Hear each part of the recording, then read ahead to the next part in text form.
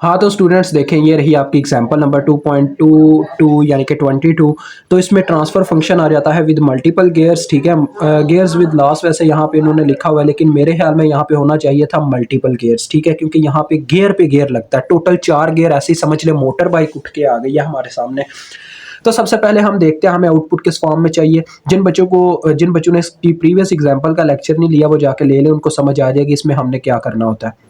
ये शेप बच्चों मैंने ड्रा किया है। मैंने बताया था कि आपने क्या करना है, आपने देख लेनी है अपनी शेप जो आपके पास दी गई है उसमें क्या क्या चीज़ें पाई गई हैं। देखो इसमें एक तो इनर्शियाज थे J1 J2 J3 J4 J5 और बस डैम्पर थे D1 D2 और कोई चीज़ नहीं। स्प्रिंग नहीं है, स्प्रिंग अगर होता तो मैं यहाँ पे स्प्रिंग को भी ड्रा करता। ये इक्विवेलेंट सर्किट होता है, ठीक है, इसको ड्रा करना होता है हमने।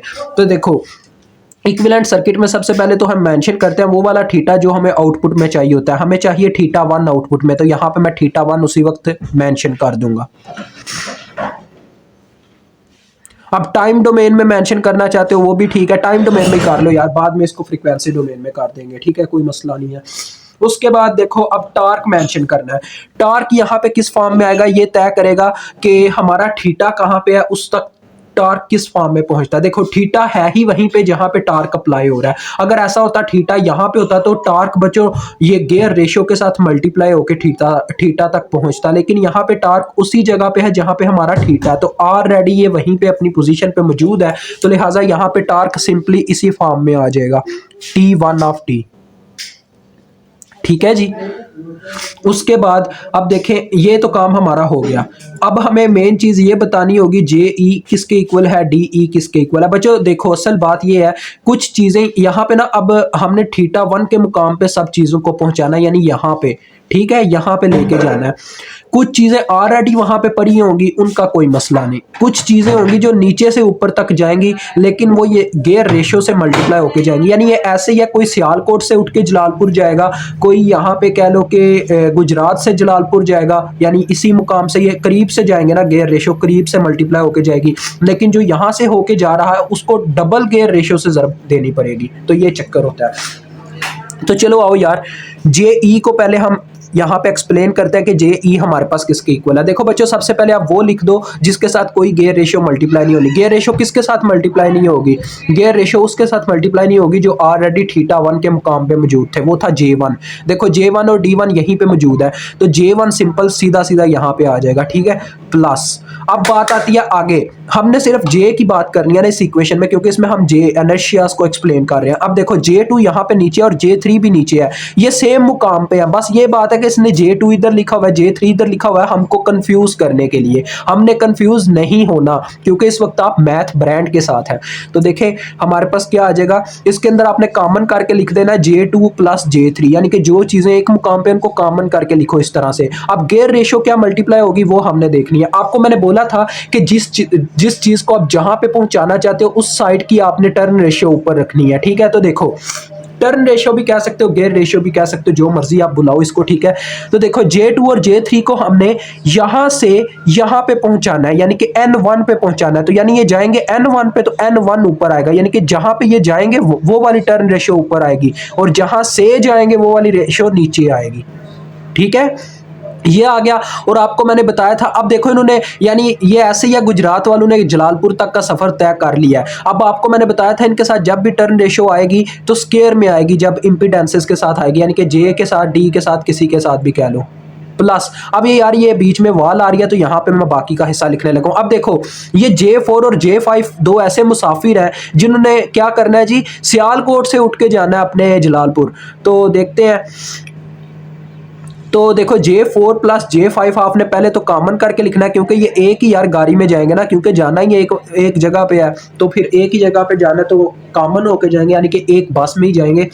उसके बाद इनके साथ मतलब किराया इनको कितना देना पड़ेगा, टर्न रेशो क्या आएगी वो बात। यार अब मैं समझाने का जो मेरा स्टाइल है ना वो कुछ ऐसा है कि जुगाड़ी टाइप होता है, ट्रिकी टाइप होता है, ताकि बच्चे इजीली समझ पाए। अब देखें पहले तो ये क्या करेंगे, यहाँ से सियालकोट से गुजरात पहुंचेंगे, फिर गुजरात से जलालपुर पहुंचेंगे। तो पहले हम देखते हैं सियालकोट से गुजरात जाने में इनको कैसी टर्न रेशियो देखने को मिलेगी। देखो यहाँ से ये जब यहाँ पे आए तो कौन सी टर्न रेशियो पे ये पहुंचे, N3 पे, तो इसका मतलब N3 ऊपर आएगी और N4 नीचे आएगी जहां से ये आए, ठीक है। उसके बाद अब यहाँ से ये देखो, यहाँ से ट्रैवल करते हुए जब इन्होंने सियालकोट को पार कर लिया, अब इन्होंने सॉरी गुजरात को पार कर लिया, अब गुजरात से इन्होंने जलालपुर पहुंचना है। तो यहाँ से ये उठ के यहाँ पे गए, जहाँ पे गए वो वाली टर्न रेशियो ऊपर आएगी, जहाँ से गए यानी जहाँ पे गए वो वाली रेशियो ऊपर आएगी, जहाँ से गए वो वाली रेशियो नीचे आएगी, जैसे मैंने बताया। तो ये N1 पे गए हैं तो N1 ऊपर आ गया, ठीक है बच्चों, और N2 से गए हैं तो N2 नीचे आ गया। तो ये मुकम्मल सारा सफ़र इनका बनता है सियालकोटियों का वहां तक का, ठीक है। तो ये होल का स्केयर आ गया, ठीक है जी। ओके हो गया, समझ आ गई मेरी बात की? बस सिंपल है यार। देखो सारे हमने इनर्शियाज लिख लिए हैं। इसी तरह से आप डैम्पर को देख लो, डैम्पर की क्या क्या बनती है। एक डैम्पर तो बच्चों ऑलरेडी जलालपुर पे मौजूद है, ठीक है, D1। अब बाकी के डैम्पर्स की बात करते हैं, वो है D2। देखो D2 और कोई डैम्पर है ही नहीं, सिर्फ D2 ही है। तो D2 को हमने वहां पे पहुंचाना है, और D2 यानी ये गुजराती को हमने लेके जाना है जलालपुर। तो देखो D2 है ना, ये N2 से उठ के N1 पे जा रहा है, यानी कि जहाँ इस मुकाम पे रहा है तो इसकी टर्न रेशियो ऊपर आएगी, यानी कि N1 ऊपर आएगा और N2 नीचे आएगा जहां से ये गया, और होल का स्केयर आएगा, साथ में D2 आएगा। बस देखो कितना सिंपल था। अब ये भी एक जनरल फॉर्म ही है, यानी ये एक जनरल क्वेश्चन है जिसके अंदर वैल्यूज नहीं दी गई हुई, बस हमें इक्वेशन बनाने का कहा गया हुआ है। तो आप बस ये इक्वेशन ऐसे प्रेजेंट कर दो और आगे बस इसकी इक्वेशन लिख दो, जो आती है आपको पता किस तरह से आएगी, बाय अप्लाइंग। यहाँ पे हम इसका इक्वेशन ऑफ मोशन लिखेंगे। तो जो इक्वेशन आती है ना जनरल फॉर्म में, बस वो आपने यहाँ पे नीचे लिख देनी है, ये पुट करने की जरूरत नहीं है। अगर ज़्यादा हो आपके पास टाइम हो तो आप एक कोशिश करो कि बच्चे जब आप अपनी आंसर शीट पे क्वेश्चन कर रहे हो ना, तो जब ऐसे क्वेश्चन हो तो एक एक लाइन छोड़ते जाओ अपने आंसर के लिए, ताकि अगर टाइम आपके पास लास्ट में बचे तो आप पुटिंग कर दो, ठीक है।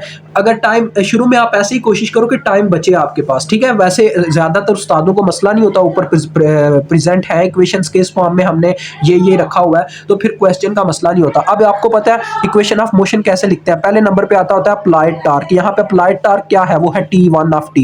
अब मैं पहले बच्चों लिखने लगा हूं इसको टाइम डोमेन में, फिर हम इसको फ्रीक्वेंसी डोमेन में करेंगे, ठीक है। देखो यार यहाँ पे भी आपको अब समझाना पड़ेगा। देखें जिन बच्चों ने नई लेक्चर लिए हुए पुराने, देखें ये मेरे पास पूरी बॉडी है, यहां से मैं टार्क अप्लाई करता हूं, ठीक है। ये मैंने इसको ऐसे टर्न किया, आगे दीवार लगी हुई है, जब ये ऐसे टर्न होगा तो इस डैम्पर की वजह से जब इसको टर्न कर रहा था तो क्या हुआ, इनर्शी, ये टार्क यानी कि अप्लाइड फोर्स कौन सी है, वो है टार्क। तो अप्लाइड, जो अप्लाइड फोर्स होती है वो पहले लिखते होते हैं पॉजिटिव में, बाकी जो रिएक्टिव होती है उन सबको नेगेटिव में लिखते हैं। अप्लाइड सिर्फ हमारा टार्क है।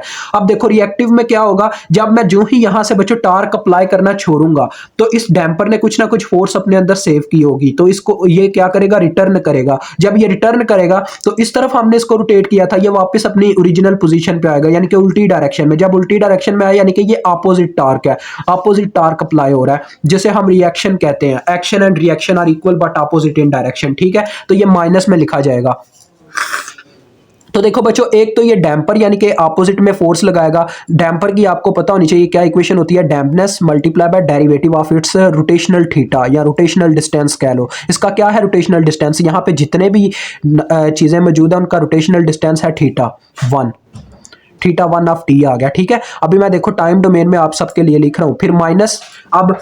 अब एक और चीज रह गई है जिसने यहाँ पे अपना मतलब रिएक्शन दिखाना है, वो है ये बॉडी।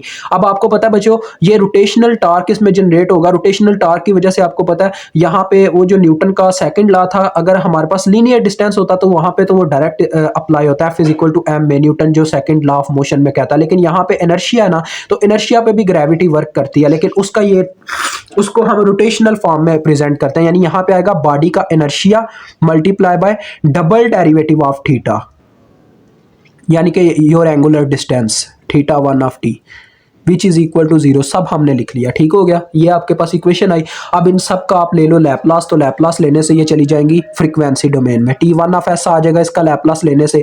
इसका लैपलास लेने से आपको पता है डेरिवेटिव की डिग्री के लिहाज से S की डिग्री लिखते होते हैं, तो एक डेरिवेटिव की डिग्री है तो ये आ जाएगा S DE θ1 ऑफ S। और इसी तरह से यहाँ पे डेरिवेटिव की डिग्री 2 है तो ये आ जाएगा S square JE θ1 of S। सब फ्रीक्वेंसी डोमेन में चला गया। अब आपने यहाँ पे फॉर्म क्या बनानी है, θ1 of S over torque 1 of S। तो देखो बच्चों टार्क यहीं पे रह गया, बाकी सब उठा के हम दूसरी जानिब ले गए तो ये उधर जाके प्लस हो गए, यानी कि ये हो गया। देखो इन सब में, इन दोनों में से मैं थीटा वन कॉमन ले लूं अगर, तो अंदर क्या आएगा, देखो ये उधर जाके पॉजिटिव हो चुका हुआ है और अंदर आ चुका हुआ है एस डी ई, और ये भी उधर जाके पॉजिटिव हो चुका था तो अंदर रह चुका हुआ है एस स्केयर जे ई। थीटा वन दोनों में से कॉमन निकल चुका हुआ है। तो देखो क्या होगा, अब यहाँ से ये थीटा वन ऑफ एस यहीं पे है और ये टी वन ऑफ एस उधर उसके बटे में चला गया। यहाँ पे रह चुका था सिर्फ वन बच्चों, थीटा वन के साथ जो मतलब के मौजूद था यहाँ पे मल्टीप्लाई हो रहा था, उधर जाके उस वन के बटे में चला गया। ठीक है, ये आ गया हमारे पास S square J E plus S D E. अब मेरी बात सुने, जो मैं पेपर में बात कर रहा था, यानी कि पेपर में आपने क्या करना है, इसके नीचे ये दो लाइनें छोड़ के यहाँ पे क्वेश्चन अगला स्टार्ट करो। ठीक है, तो ये दो लाइनों पे अगर बाद में टाइम मिले तो इसमें वैल्यूज पुट कर दो अपनी जे ई की और डी ई की। ठीक है जी, ये आपका क्वेश्चन डन होता है। मुझे उम्मीद है आपको समझ आ गई होगी। खुदा हाफिज़।